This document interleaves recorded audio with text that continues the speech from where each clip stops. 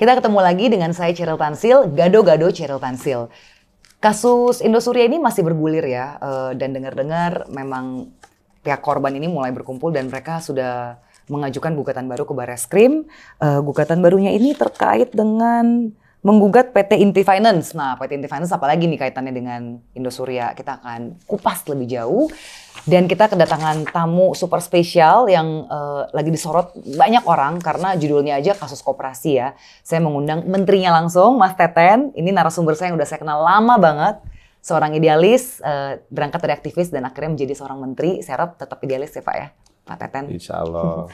Ya Mas Teten, Mas Duki, Kemenkop UKM. Terima kasih atas waktunya ya Mas Teten. Oke, Cheryl. Padahal ini udah mau ketemu Sama-sama.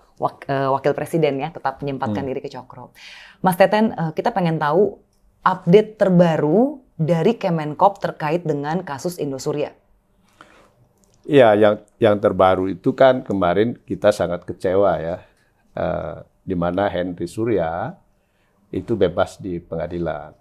Padahal kita berharap betul pengadilan ini bisa menghukum Henry Surya dan menyita asetnya, karena kalau saya dapat informasi dari Jampidum, yaitu sekitar ada 60 atau 70 triliun nilai aset yang harusnya bisa disita, dan dari aset yang disita itu, yang itulah kita bisa menjual asetnya ya untuk memenuhi kewajiban kepada anggota. Ya. Nah, tapi ini kan sekarang bebas. Karena itu kami minta rakor waktu itu di Menko Polhukam, karena penegakan atau pelaksanaan putusan PKPU ini kan udah di wilayah hukum.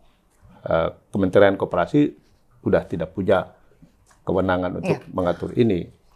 Ya, jadi, nah ini bebas. Tapi kita udah koordinasi dan memang sudah diperintahkan kepada Jampidum ya untuk melakukan banding, melakukan kasasi dan upaya hukum lain. Ya. Ya, Mas jadi, Teten, waktu itu saya ingat rame banget tuh waktu ada Mas Teten, ada Pak Mahfud juga, itu rilis ya, bikin konferensi pers, rilis lah, intinya semua orang bilang, wah ini bagus Pak Mahfud, ada tindakan gitu langsung secara moral dia mendukung korban. Nah tapi lalu banyak sekali kayaknya malah menyasar kepada kementeriannya Mas Teten nih, bilang ini gimana sih Kementerian Koperasi, karena kan ini bukan kasus pertama lah. Dari sebelum Mas Teten jadi menteri pun sudah banyak ya kasus-kasus penipuan koperasi. Mas Teten sebagai menterinya sekarang, bagaimana menyikapi opini masyarakat ini? begini ya, saya tuh melihat ini kan sebenarnya bisul lama yang pecahnya zaman saya. Jadi ini kan awalnya ada di zaman awal pandemi itu ada 8 koperasi yang gagal bayar.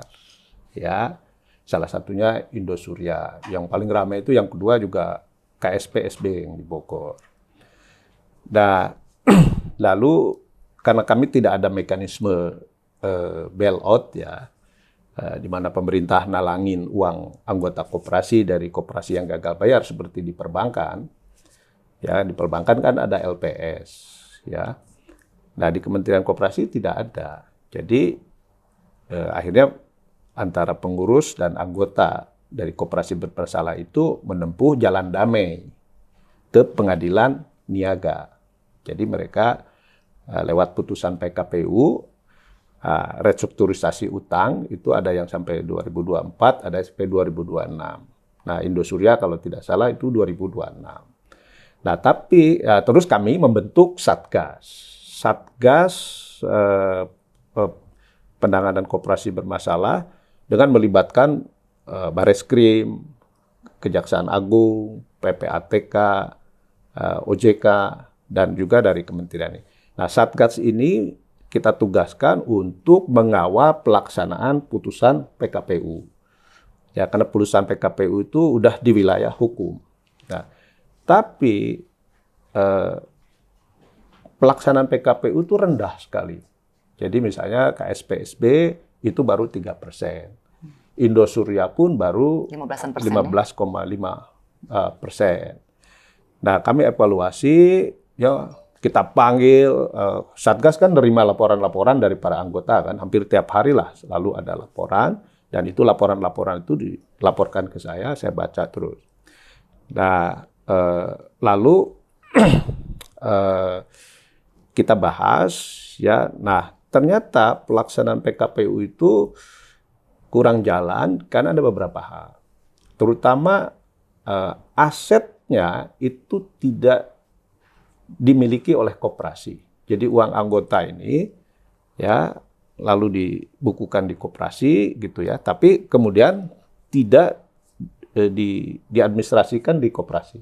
Jadi PPATK sudah melacak, ini ternyata digunakan untuk kepentingan pribadi Henry Surya lah, Put ya. Lalu juga diinvestasikan di perusahaan afiliasi dan lain sebagainya. Nah, jadi sulit putusan PKPU ini dijalankan. Karena itu kemarin kita senang sekali ketika Henry Surya itu dipidanakan. Ini ada opportunity, ada kesempatan untuk menyita asetnya untuk dipakai pembayaran untuk kepada anggota. Juga koperasi-koperasi yang lain sama. Jadi digelapkan, asetnya dipakai untuk dimiliki oleh pengurus, pengawas, pendiri koperasinya, atau diinvestasikan di perusahaan grupnya sendiri. Ya. Nah, sehingga koperasi itu nggak pegang aset. Nah, karena itu maka putusan PKPU itu intinya memang betul-betul harus penegakan hukumnya. Kalau Mas Teten tadi kan cerita ke saya kayaknya lancar banget bahwa dari uang koperasi mulai digelapkan pengurus, mulai mengalir kemana-mana aliran dananya. Apakah jaksa dan hakimnya sebuta itu sampai ini kan bisa lolos pidananya ya? Kita udah lama lah Mas Teten, kita banyak mengkritisi kasus-kasus hukum dari zaman Mas Teten, zaman aktivis ya, saya masih wartawan waktu itu. Mas Teten lihatnya jaksa dan hakim ini masuk angin nggak dalam pengawalan kasus Indosuria kemarin sampai bisa bebas? Ya itu kan dibahas di rakor di Menko Polhukam. Itu kan ada Pak Bareskrim, Pak Kabareskrim, Jan Pido. Kayak terang benderang banget gitu terang benerang, kayak diludahin gitu loh korbannya. Dan mereka bilang, wah untuk kasus besar, uang besar ya, katakanlah di Indosuria itu 13,8 triliun ya. Wah ini kata mereka kalau udang gede gini pasti banyak yang masuk angin. Gitu. Itu pembicaraan di... Jokesnya kan kalau mau nipu gedean sekalian. Iya. Supaya semua bisa diguyur, bisa kabur pelakunya. Nah tapi intinya ya sekali lagi... pelaksanaan PKPU itu di wilayah penegakan hukum. Iya, kita harus ya, di wilayah polisi, di wilayah jaksa, di wilayah pengadilan. Nah, tapi ini saya sudah minta ke Pak Menko Polhukam, kita harus cari jalan keluar lainnya.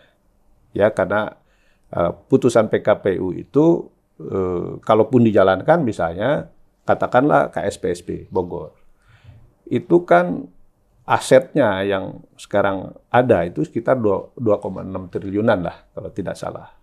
Tapi uang anggota yang ditabungkan, disimpan di KSP itu kan sekitar 8,6 triliun. Kalaupun disita pun semuanya dipakai itu udah nggak mungkin bisa memenuhi kepada anggota. Nah, jadi ini saya mau sampaikan juga ya. Misalnya banyak yang lapor dari anggota KSP Indosuria, itu mereka awalnya merasa tidak nabung atau tidak menyimpan uangnya di koperasi semuanya bilang pinjam. Merasa di sekuritas. Di perusahaan sekuritas. Ya kan, kemudian dibukukan kan di koperasi gitu. Jadi mereka juga kaget gitu. Ini sebenarnya kan wilayah yang kemudian antara OJK dan kami di Kementerian Koperasi. Nah, OJK waktu itu simbang siur kita, oh itu karena koperasi simpan pinjam, kami tidak punya kewenangan untuk ngawasin gitu. Jadi kami berdua dengan OJK, loh ini kan bukan naruh di koperasi, ini di sekuritas. Aktanya pas dicek apa ternyata? Koperasi apa sekuritas? Ya memang bukan begitu. Jadi awalnya mereka investasinya kan di perusahaan sekuritas. Nah kemudian dibukukan oleh pihak Indosuria. Ini kan grup Indosuria itu ada 33 perusahaan. Ya, ada 30 perusahaan di pasar modal seperti itu. Itu dibukukan di koperasi. Si penyimpannya pun, si investornya pun juga tidak tahu. Tahunya belakangan, begitu. Nah, ini jelas-jelas kan pelanggaran undang-undang perbankan. ya kan? Karena mengumpulkan dana masyarakat tanpa ada izin, kan gitu. Ya istilah awamnya sih kita bilangnya udah pasti penipuan ya. Karena kan tadi Ya, bilangnya iya. sekuritas, ternyata dibukukannya di tempat yang berbeda. Ya iya, makanya kan Henry Surya di dalam kasus pidana itu ya itu pelanggaran undang-undang perbankan, penipuan, penggelapan, ya kan? Nah, kok bisa bebas gitu? Padahal ini satu-satunya untuk. Jadi kalau misalnya dituding, satgasnya nggak benar, Satgas bukan koperasi di sana, gitu. iya. Itu satgas kan semua ngelibatin semua tadi. Itu kan bukan di kita. Maksudnya asetnya yang dibukukan? Iya, asetnya bukan asetnya kan belum di Kementerian Koperasi. Kementerian Koperasi nggak ada kewenangan itu. Itu kan putusan PKPU jelas. Itu nanti yang harus menjual aset itu adalah pengurus koperasinya. Ini yang salah. Saya sampaikan waktu itu ke Ketua Mahkamah Agung, ya dengan Pak Mahfud saya minta ditemenin Pak Mahfud ketemu Ketua Mahkamah Agung. Ini waktu itu saya bilang ini ada mafia PKPU, ada mafia kepailitan. Karena 2 orang saja meminta PKPU atau minta pilot itu pengadilan menyetujui dan itu mengorbankan ribuan anggota. Iya. Nah, akhirnya kita minta dievaluasi, jangan hati-hati, saya bilang. Akhirnya keluar, alhamdulillah, surat edaran Mahkamah Agung, di mana nanti kalau ada pengurus koperasi mau mem-PKPU-kan, mempilotkan, itu harus lewat Kementerian Koperasi. Seperti halnya bank. Ini udah keluar ya berarti? Sudah keluar, ini udah bagus. Nah, ini untuk ke depan. Jadi saya ingin mengatakan bahwa ada kelemahan secara aturan, secara regulasi, secara ekosistem kelembagaan koperasi yang dibiarkan bertahun-tahun, ya, itu tidak diperbaiki. Padahal perkembangan koperasi udah begitu besar. Jadi undang-undang koperasi yang sekarang ada itu tahun 92, ya nomor 25 itu. Nah di situ saja bisa dilihat koperasi itu mengawasi dirinya sendiri. Kementerian Koperasi tidak punya kewenangan untuk mengawasi. Pengawasan ada, sekarang kita buat, tapi dasar hukumnya masih Permenkop lah, sehingga pengawasan kami itu tidak sepowerful pengawasan yang dilakukan oleh OJK. Kita manggil pengurusnya KSP Indosuria aja datang, terus mereka bilang kami tidak tahu menau. Alasannya gitu ya? Iya, kami tidak menau. Jadi itu kan pengurus boneka, pengawas boneka. Iya. Gitu. Salah satu fakta persidangan yang dihadirkan jaksa juga gitu, katanya yang namanya diambil sebagai pengurus atau ya pemilik itu merasa nggak tahu dan mereka juga tidak ikut menyetorkan dana katanya. Iya. Itu ada kesaksian itu. Udah clear lah itu. Juga. Saya kan udah bicara dengan Pak Ivan, Ketua PPATK. Udah mereka tahu persis itu ada transfer dari koperasi ke katakanlah ya ke Henry Surya dan lain-lain itu besar sekali. Ya. Bahkan digunakan untuk membeli keperluan pribadinya, ya beli pesawat dan lain sebagainya. Sampai itu untuk jelas. operasi plastik katanya anggota keluarganya. Ya, itu jelas lah. Itu penggelapan kok bisa. Nah, yang saya kaget, hakim mengatakan ini masalah perdata. Ini kan 2 hal yang berbeda. Memang kan PKPU itu perdata. Kan itu 2 hal yang lain. Nah, yang satu lagi ini kan dia dituntut masalah pidana penggelapan, pelanggaran terhadap undang-undang perbankan, penipuan. Itu 2 hal yang berbeda. Kalau PKPU-nya memang masih jalan. PKPU-nya Indosuria itu sampai 2026. Dan kalau misalnya di undang-undang PKPU dan kepailitan itu, kalau putusan PKPU tidak dijalankan, itu tidak dipidana. Tidak ada pemidanaan. Iya, betul. Ya, sehingga kan kalau tahapannya kalau PKPU nggak jalan, nanti para pihak bisa mengajukan pilot, kan gitu. Nah, ini kan merugikan anggota. Mas Teten, ini ada beberapa pertanyaan dari perhimpunan korban ya. Mereka mengatakan bahwa Mas Teten kan mendorong mereka untuk mengajukan TPPU ya, tindak pidana pencucian uang. Nah, masalahnya katanya kalau tidak ada yang terbukti, TPPU tidak bisa dijalankan.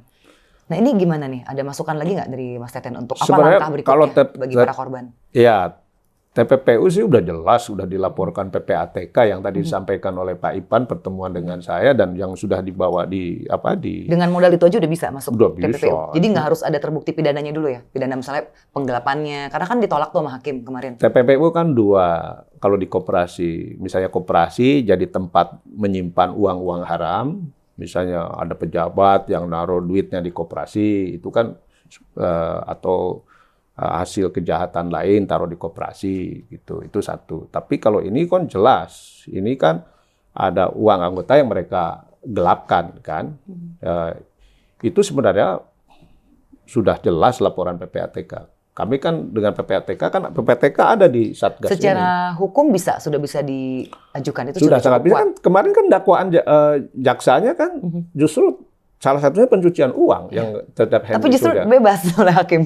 Nah iya, itu yang kita marah semua. Sampai Pak Menko Polhukam, seorang profesor ilmu hukum, Pak Mahfud mengatakan kali ini saya nggak mau menghormati putusan pengadilan. Karena itu terang benderang lah. Ya memang udahlah, uang gede seperti ini kan pasti banyak yang masuk angin kan gitu. Mas Teten, ini kan juga ada keputusan PKPU tahun 2020 bahwa karena koperasinya udah nggak sanggup bayar, udah nggak ada asetnya, dan ternyata adalah PT namanya PT San, dan katanya itu 100% punya Henry Surya pada saat putusan ya. Jadi PT San inilah yang diharuskan untuk melakukan pembayaran kepada anggota-anggota yang uangnya tidak yang gagal bayar ini. Nah tapi hasil dari investigasi tim korban, paguyuban korban, ternyata aset yang ada di PT San ini hanya 20 miliar. Kan nggak cukup ya ini ya? Ya itu pasti memang mau nipu. Pasti mau nipu. Tapi ini udah jadi keputusan PKPU tuh, gimana tuh? Nah itu pengadilan kan, putusan pengadilan itu. Jadi menurut saya memang ini udah sistemik lah menipunya kan. Udah gitu taruh perusahaan cangkang kan yang akan mengambil alih tanggung jawab untuk pelaksanaan PKPU gitu. Harusnya kan diperiksa dulu itu, ya kan?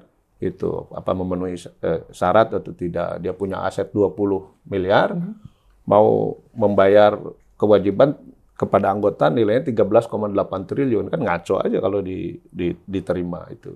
Gitu. Berarti Mas Teten sebagai menteri juga berpikir bahwa keputusan PKPU-nya nggak tepat lah ya ini ya? Tapi iya, itu saya sampaikan ke Ketua Mahkamah Agung kan, bahwa kan waktu itu saya bilang ada mafianya, tidak lama kemudian kan kena OTT kan hakimnya. Itu kan dalam kasus walaupun waktu itu dalam kasus Intidana ya, koperasi Intidana yang dari 8 koperasi. Mas Teten, sebenarnya kalau kita lihat sejarahnya ini ya, mulai ekonomi Indonesia udah mulai bagus lah gitu ya. Saya nih hampir setiap hari nih dengar koperasi kolaps, koperasi penipuan, dan rata-rata penipuan. Jadi udah nggak jadi soko guru perekonomian di pedesaan lagi nih, tapi kayaknya justru di urban yang uangnya bisa sampai triliunan. Nah, Mas Teten sebagai menteri waktu itu kan juga protes bahwa undang-undangnya aja nggak membuat Mas Teten bisa menggebrak gitu ya. Iya, jadi gini, saya sering katakan bahwa ini ada kelemahan di regulasi di ekosistem kelembagaan koperasi ini. Bank sejak 98, ya sejak krisis ekonomi, itu kan sudah diberesin luar biasa. Ya, dulu bank pengawasannya BI, sekarang OJK. OJK yang menentukan bank ini kalau gagal bayar sistemik atau tidak sistemik. Lalu penabung kecil, kan ada nasabah kecil, ada LPS yang jamin. Nah, di koperasi nggak ada seperti itu. Di Undang-Undang Koperasi, Kementerian Koperasi pun tidak punya kewenangan untuk mengawasi koperasi, karena koperasi itu. Jadi tugas kementerian apa aja dong terkait koperasi? Ntar dulu ya, jadi di koperasi itu mengawasi diri sendiri. Jadi masih berpikir koperasi itu masih kecil, di mana anggota sanggup ya lewat rapat anggota tahunan, lewat pengawasnya bisa mengawasi. Nah sekarang ketika koperasinya sudah besar, skalanya sudah nasional, satu sama lain anggota aja nggak tahu, saling kenal ya? Nggak saling kenal. Gimana? Dan ini khusus yang dari 8 koperasi yang bermasalah ini, waktu dialog dengan Satgas ini, mereka menyebutnya kami bukan anggota, kami kan investasi. Jadi mereka memang bukan koperasi ya, yang memang jadi sulit gitu. kan penyelesaian ini kan bisa ada 3 penyelesaian. Satu lewat penyelesaian internal koperasinya. Kan misalnya ketika koperasi, kalau betul-betul koperasi, itu kan koperasi kan milik mereka sendiri. Gitu, diawasi oleh mereka sendiri. Kan mestinya ada mekanisme internal. Ya, tapi ini nggak jalan. Karena mereka bukan anggota koperasi, mereka tuh investor. Ya, jadi nggak bisa misalnya, coba kan kita sarankan, kalian ambil alih kepengurusannya. Supaya dan kemudian nanti dari rapat anggota mereka memilih pengurus baru, memilih pengawas baru, lalu perintahkan asetnya dipindahkan dari pengurus lama ya atau dari pribadi-pribadi yang menguasai itu kepada pengurus ini. Dan ini dilakukan apakah misalnya dijual asetnya langsung atau asetnya value-nya dinaikkan dulu supaya tadi gap antara kewajiban dengan aset bisa diperkecil. Tapi ini kalau koperasi betulan ya. Ya. Kalau yang ini kan udah akal-akalan lah. Opsi ini nggak bisa dijalankan karena mereka bukan anggota. Ya. Mereka ini investor. Nah, disinilah sebenarnya sudah ada pelanggaran terhadap undang-undang perbankan. Karena mereka kalau koperasi simpan pinjam dia harusnya close loop. Dia hanya menjalani melayani anggota ke anggota. Kalau ini kan dia udah ada orang lain menyimpan pembiayaan ini udah pelanggaran, gitu ya. Nah, karena itu kami kemarin waktu ada pembahasan undang-undang P2SK, yang Omnibus Law Keuangan, itu memang waktu itu sudah kita usulkan koperasi simpan pinjam yang skala menengah dan besar, yang asetnya sudah 500 miliar ke atas, dan juga skalanya bukan lagi skala lokal, tapi sudah nasional, ini kita ingin dorong pengawasannya di OJK. Dan waktu itu kita minta OJK khusus, ya, karena nggak boleh disamakan antara koperasi dengan perbankan. Nah, tapi kemudian dari gerakan koperasinya juga menolak, ya. Jadinya akhirnya kembali lagi seperti sekarang yang open loop, koperasi yang open loop, misalnya koperasi jasa keuangan, misalnya koperasi yang mendirikan BPR itu atau LKM, lembaga keuangan mikro, itu diawasi oleh OJK. Tapi kalau yang close loop itu tetap di Kementerian Koperasi. Nah, ini kami kan dalam masyarakat awam nggak ngerti loh Pak gini-gini. Nah iya, ini makanya menurut saya ini catatan dari ini masalah literasi keuangan. Orang kita itu masih tergiur kalau diiming-imingin, misalnya kalau naruh di investasi di sini dengan bunga yang besar, ya mereka akhirnya berbondong-bondong. Ini pun juga begitu. Mas Teten waktu itu kan katanya mau mendorong supaya agar Kementerian Mas Teten tuh bisa juga memberikan sanksi ya, jadi pengawasan dan sanksi. Nah ini serius nggak mau mendorong ke arah situ? Sudah sampai mana? Ya sekarang akhirnya kita sekarang sedang menyiapkan revisi Undang-Undang Koperasi. Oh jadi lagi penyusunan draft? Jadi sebenarnya tuh sudah lama, sebelum Undang-Undang P2SK kita juga sudah menyiapkan revisi undang-undangnya. Tapi kemarin karena ada opsi koperasi simpan pinjam dimasukkan seluruhnya, ini di bawah Undang-Undang P2SK, di bawah OJK, nah, sehingga kita tunda dulu pembahasannya. Nah, tapi sekarang kita udah clear kan, sekarang kita sedang, saya udah bicara dengan Pak Presiden, dengan Menko Polhukam, Menko Polhukam juga sudah dicolek sudah mulai oleh melobi DPR? Ini ya kan sudah dengan Komisi 6 kemarin udah setuju. Nah kita targetan tahun ini ya mudah-mudahan harus sudah selesai. Kalau enggak nanti ini bom waktu. Misalnya tahun ini ketok palu, itu akan berpengaruh nggak dengan kasus-kasus yang berjalan? Kalau ini sih kan biasanya undang-undang kan tidak bisa berlaku mundur, ya. Tapi kan ini ada 18.000 koperasi simpan pinjam dari 123.000 koperasi. Ya, jadi ini sebenarnya dari 8 kasus ini kecil sebenarnya, ya. Cuma memang ini karena nilainya cukup besar sampai 26 triliun dan ini background-nya banyak kan koperasi yang didirikan oleh usaha besar, bukan koperasi yang genuine gitu ya, di mana koperasi itu kumpulan orang-orang, bukan kumpulan modal. Nah kalau ini sih udah memanfaatkan bisnis keuangan lewat koperasi. Nah, karena ini yang saya khawatir kalau tidak segera diatur, nanti para penjahat keuangan ya dari perbankan, dari asuransi itu karena ada kelemahan di Undang-Undang Koperasi, mereka akan Pakai modus yang sama. saya pindah mendirikan koperasi simpan pinjam sehingga mereka bisa melakukan praktek shadow banking seperti 98 gitu ya, di mana mereka bank-bank ngumpulin duit dari masyarakat lalu dipakai diinvestasikan di grupnya sendiri. Nah, ini saya khawatir betul. Ya. Apalagi Targetnya sekarang bulan apa nih, Mas Teten? Targetnya tadi bulan apa? kalau misalnya pertengahan tahun bisa selesai, ini akan bagus. Karena saya khawatir banget sekarang dengan era fintech, pinjol, itu banyak yang mau menggunakan badan hukumnya koperasi supaya tidak bisa diawasi oleh OJK. Karena pengawasan OJK kan powerful. Ya, betul. Kita manggil pengurus, kalau tidak datang kita nggak bisa beri sanksi. Yang saya tanya nih, pengawas-pengawas di daerah, ya misalnya dari kabupaten, kota, termasuk yang di Kemenkop, itu kan hanya menerima laporan tahunan dari koperasi yang sudah diaudit oleh kantor akuntan publik. Dia hanya lihat neraca aja, gitu. Nggak bisa ngelihat ada penggelapan aset segala macam. Untuk ngelihat shadow banking aja susah kita.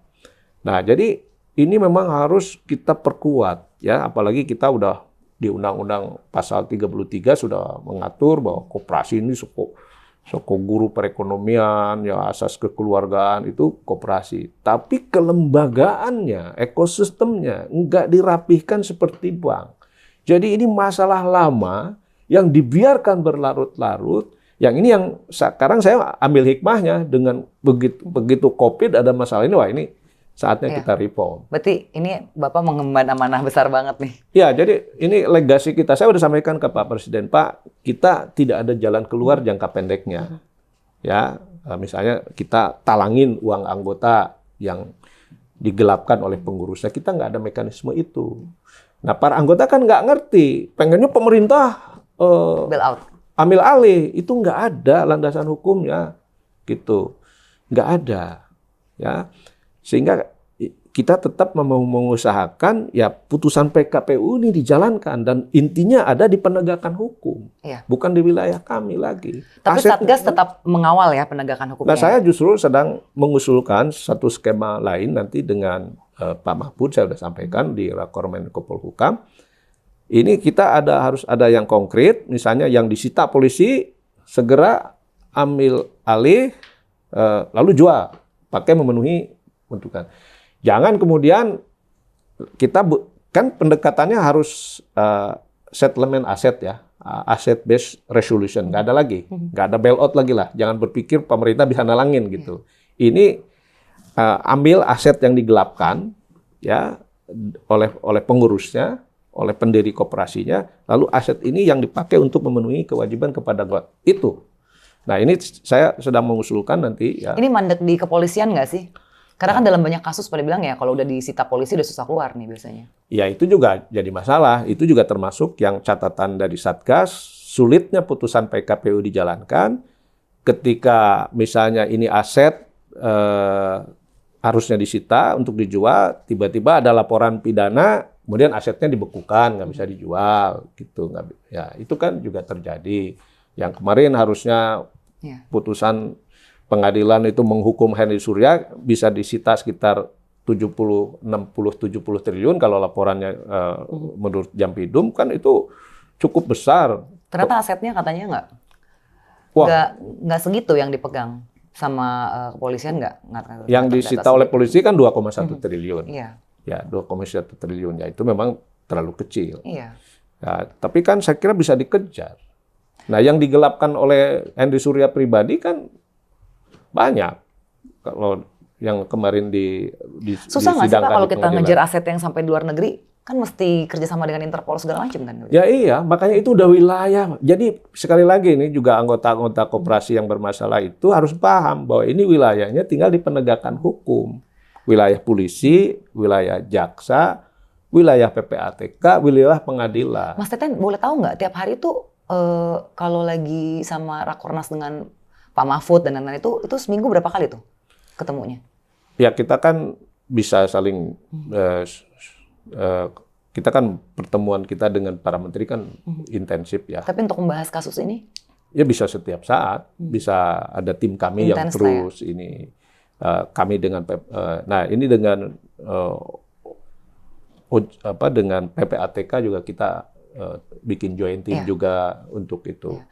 Nah, tapi intinya kalau kasusnya nggak sampai ke pengadilan, terus di pengadilan bebas, nggak ada solusi lain. Mas Teten, ini saya udah di-Q sama tim Bapak, katanya udah mesti ada rapat berikutnya dengan Pak Wapres. Tapi Mas Teten, kalau misalnya nanti korban mau audiensi, terbuka ya Kementerian Koperasi ya? Mereka harus kemana kalau mau audiensi? Ya, kita bisa ke kantor saya. Ya, saya ini kan ribuan anggota. Kalau saya nerima satu persatu tuh, waduh, habis waktu saya. Kalau ke Satgas gitu ada ya di kantor? Kita kan ada meja pengaduan nggak seperti Balai Kota DKI kan ada dan transparan. Nah, itu dilaporkan. Jadi kalau misalnya jangan nuding Satgas nggak punya kewenangan untuk ini, kuncinya dieksekusi aset-aset mereka, menyita, menjualnya. Berarti kalau mereka datang ke gedung Bapak itu ke lantai berapa gitu biar yang pada nonton bisa tahu? Udah banyak, udah tiap hari kok laporan. Saya juga kalau ke daerah kadang-kadang dicegat oleh mereka. Tapi laporannya nggak berakhir di meja aja kan, benar-benar ditelusuri ya? Iya, masalahnya ini kan sudah semua kan, asetnya itu sudah diketahui kan, tinggal dieksekusi aja. Jadi ini tidak ada, ini kan mereka udah menempuh PKPU gitu loh, nggak ada jalan lain.